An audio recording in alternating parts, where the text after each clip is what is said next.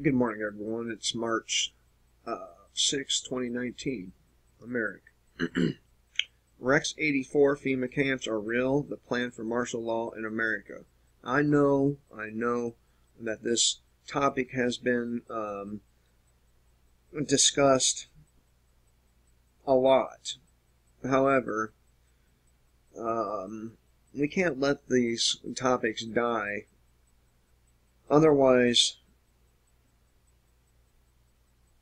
people might forget about them. I mean, just think about all the Trump supporters who've completely dropped their guard as a result of their guy getting into the presidency.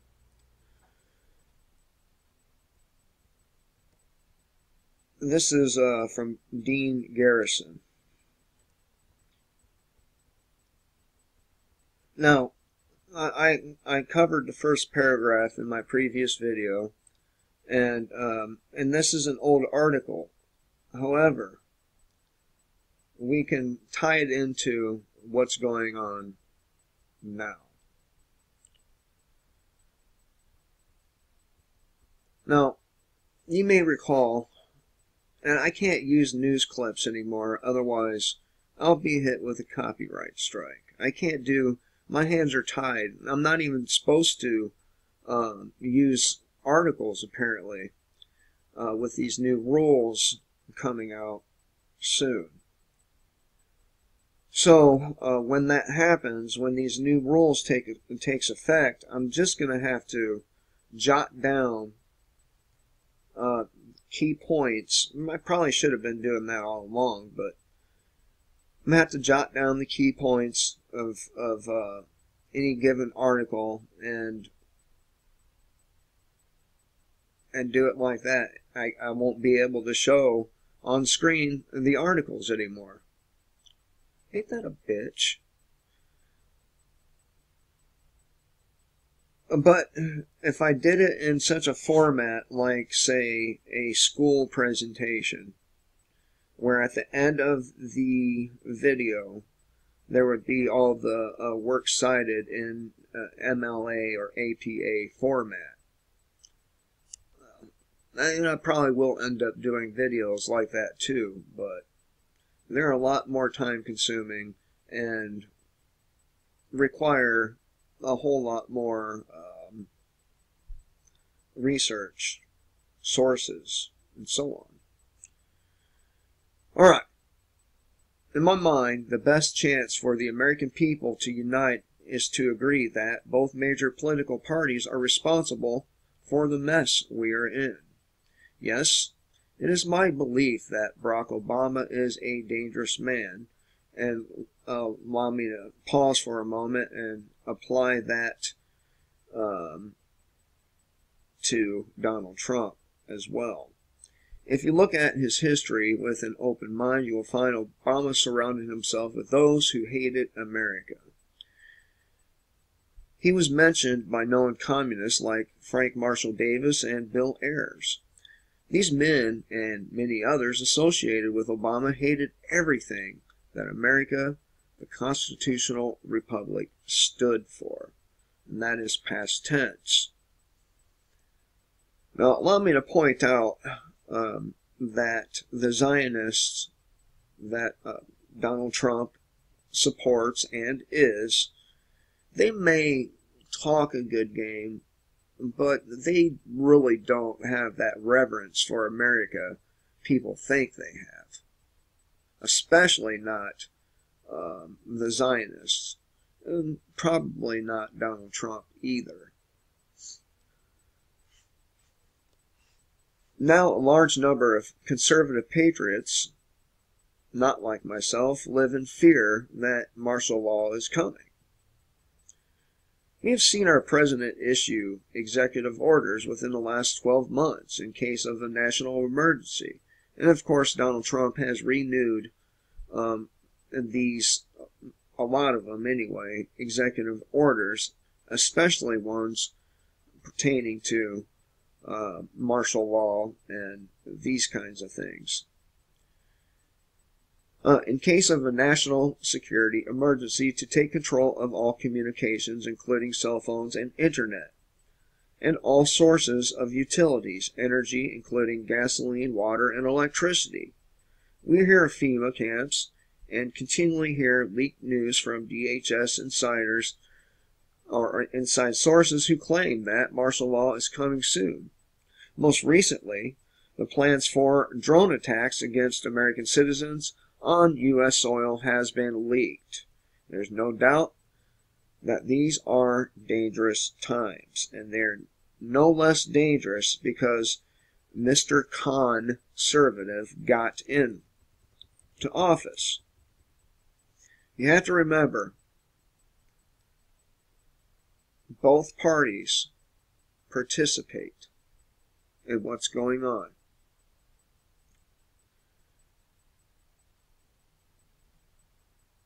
I think it is very important to entertain the idea that Trump is just the latest pawn in a grand scheme.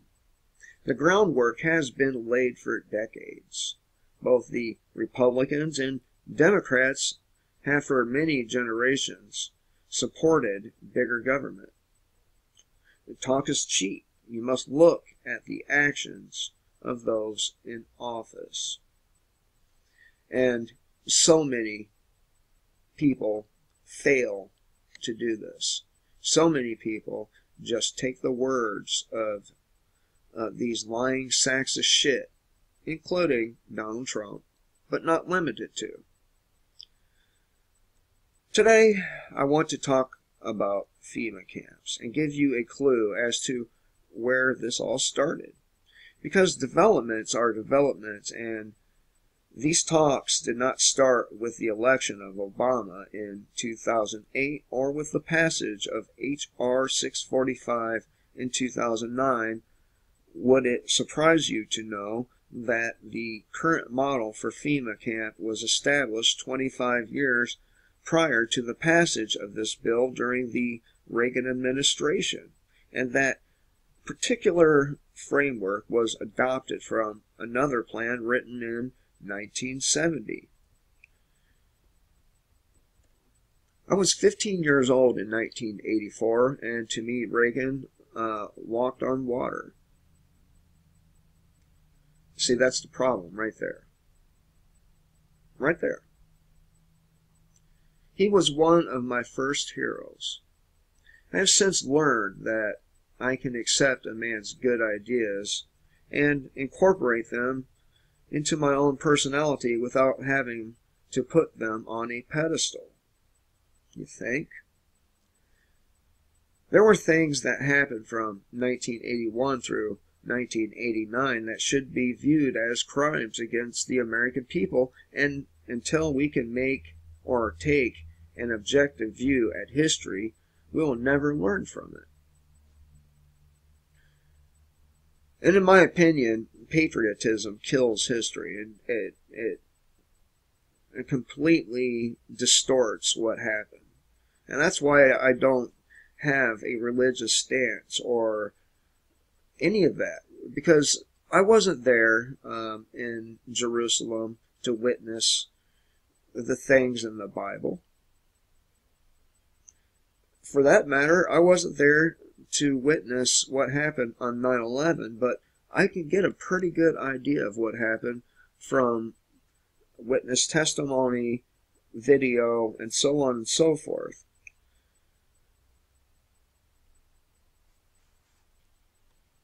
Have you ever heard of Rex 84? And Rex 84 is short for Readiness Exercise 1984. Okay, he says, allow me to digress for just a minute because I happen to have 2 years of Latin in high school. Rex is also the Latin word for king, which may be coincidence or may not be. I do find it interesting.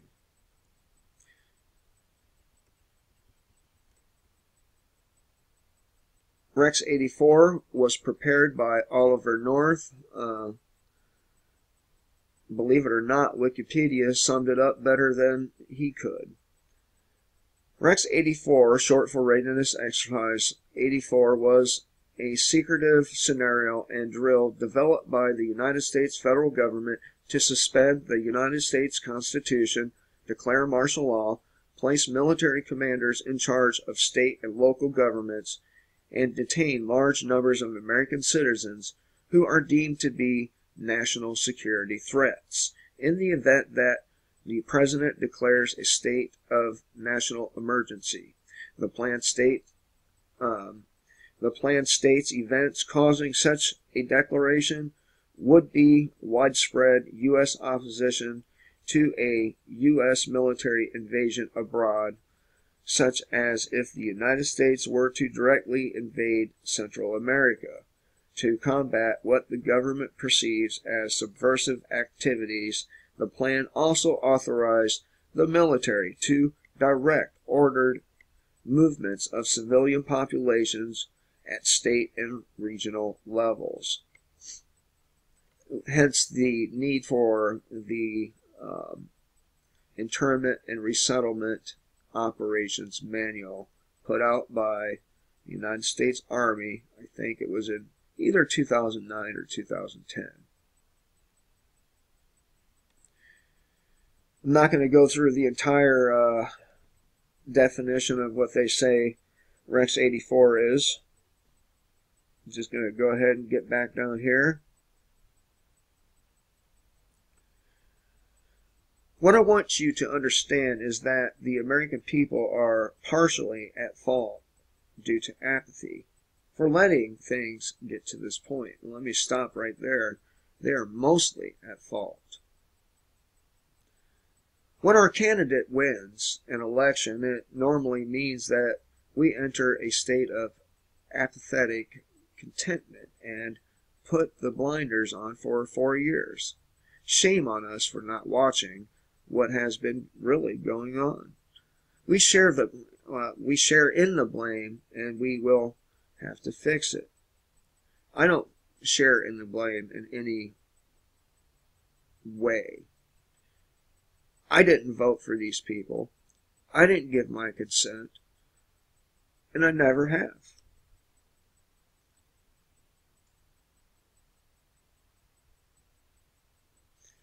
Yes, it will take a revolution of sorts, whether it be with our ballots or our guns. Let me stop right there. There will be no revolutions through ballots, as the voting machines are rigged for the particular candidate that is supposed to win. But it could be with guns. The people must fix this. The politicians will not fix what they do not want to fix. Let me explain myself, because this is one of those posts that has the potential to make everyone who reads it angry. Many liberals know and understand that the provisions for martial law are in place. They just don't believe that Obama will call for it, and the same thing can be said about Trump supporters. They do not believe, or more to the point, a lot of them are calling for Donald Trump to declare martial law. And just a few years ago, they were freaking the fuck out about the possibility of Barack Obama doing the same.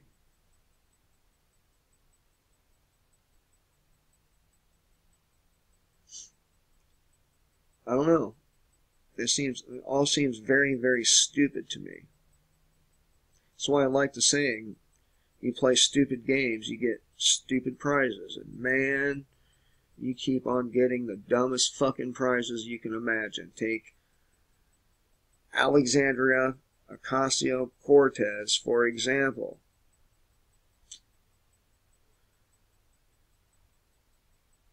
Many conservatives in previous administrations knew that provisions were in place for martial law, but they didn't think that a Republican president would call for it.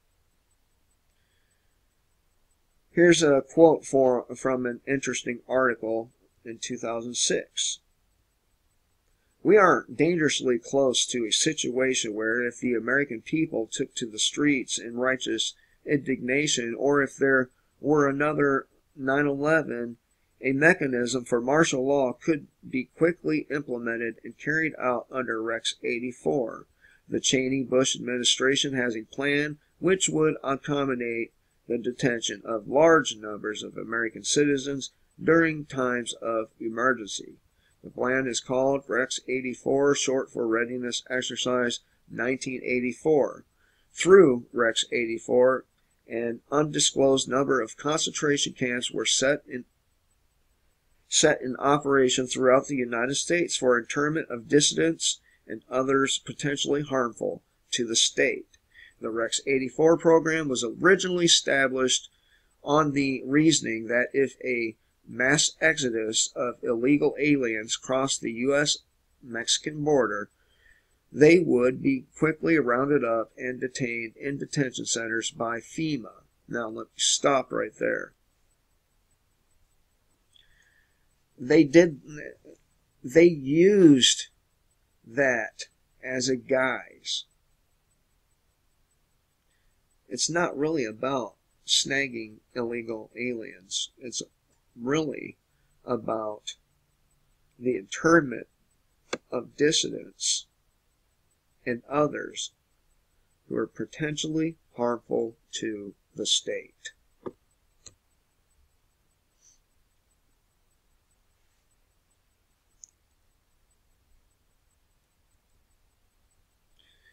Existence of the Rex 84 plan was first revealed during the Iran-Contra hearings in 1987 and subsequently reported by the Miami Herald on July 5, 1987.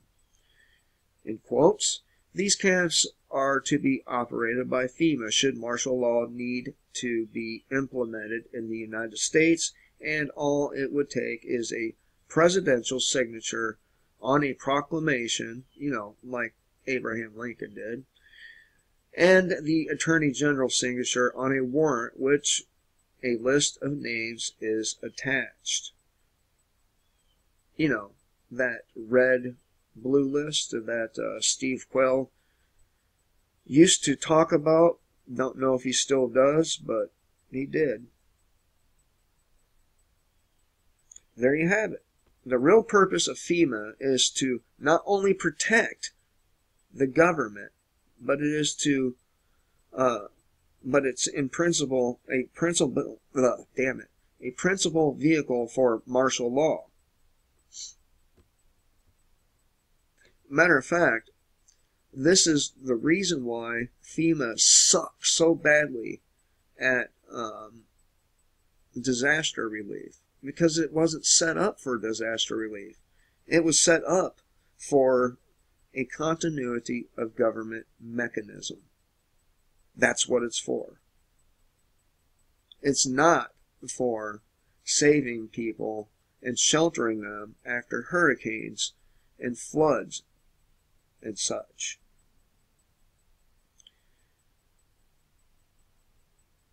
This is why FEMA could not respond immediately to Hurricane Katrina. I just said that. So, I revisit these topics so they don't leave the minds of the people who view my videos. It's very important that you not be so comfortable with your president that you don't think it could happen under that person. It's funny how when candidates people don't want to win gets elected or selected, they call it, oh, they got selected. But when someone they like gets in, it's a whole different matter, right? You see the hypocrisy and fucking bullshit of these two parties?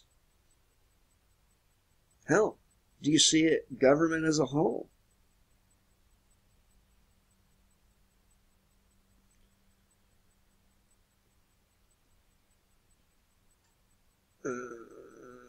Okay.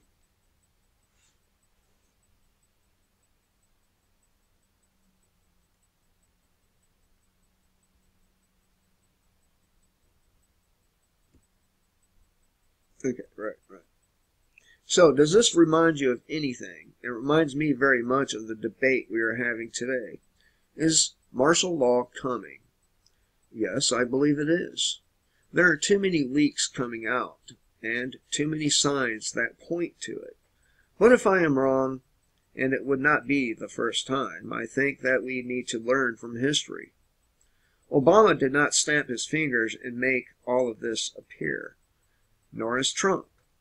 Our republic has created the potential for a corrupt president to rise to the level of pseudo-dictator by giving the office too much power. If someone who hates America ever comes into power, then it is not the actions of this one individual who will have brought the end of America as we know it. It is the generations of both Democrats and Republicans.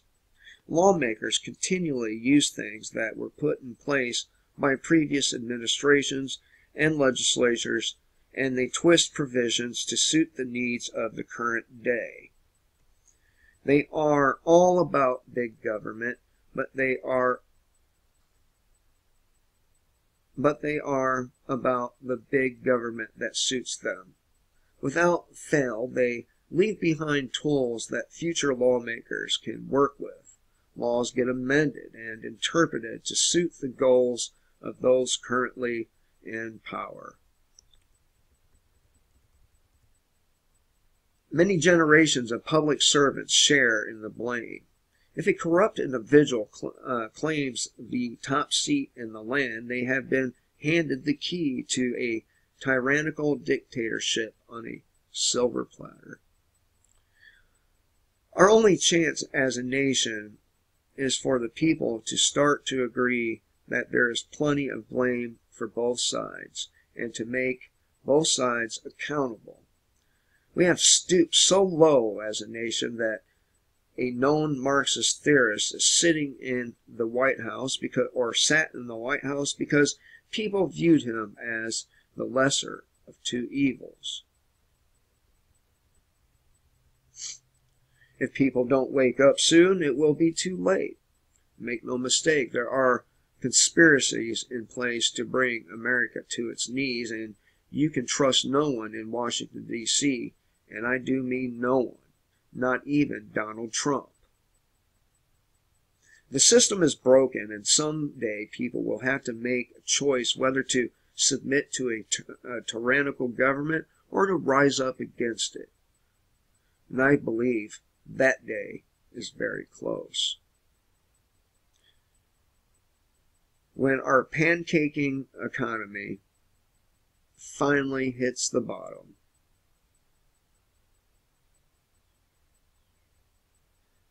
the people will get their day.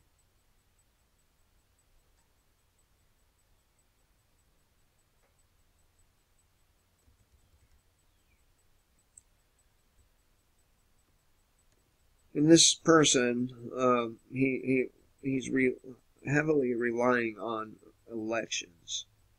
Right here.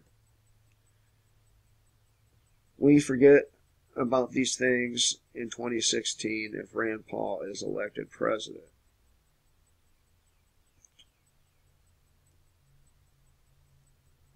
And that would have been the best of the choices for the Republican president right there.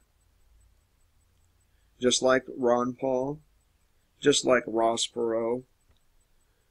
But, once these guys get in, they never do what they say they're going to do. And if they do it half-ass. And it just keeps going on and on and on and on.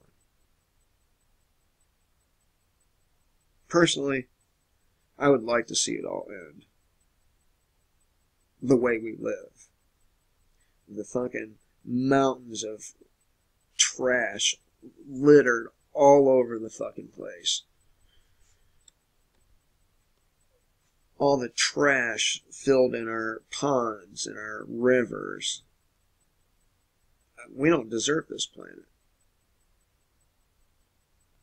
And the only way we will ever deserve this planet is if we right our wrongs. You know, Martin Luther King had a interesting quote, and I'm going to paraphrase it here, that if a man is not willing to die for something, he does not deserve to live.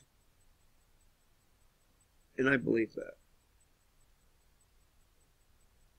So, until next time, kill the state before the state kills you.